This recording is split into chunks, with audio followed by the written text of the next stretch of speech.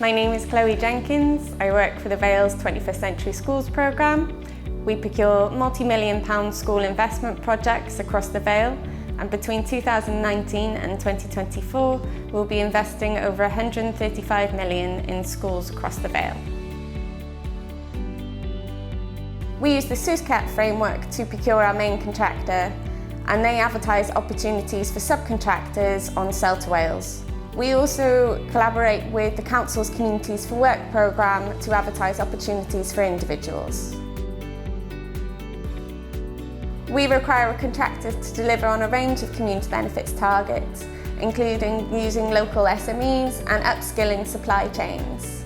The contracts are written into the contractual process, and there are financial penalties for non-delivery.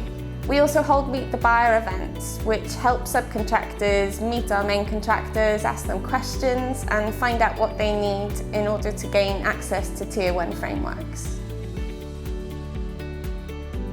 During the procurement process, we set minimum targets for delivery of social value, which the contractors then competitively bid on. We look for examples of previous school projects they've worked on, and particularly focus on any examples where they've helped those furthest from the workforce upskill, or where they've created examples of sustainable employment opportunities. We ensure suppliers understand and engage with the Wellbeing of Future Generations Act to ensure we are delivering on sustainable development. We have recently integrated the TOMS framework into our procurement process to ensure our policies are aligned with national priorities.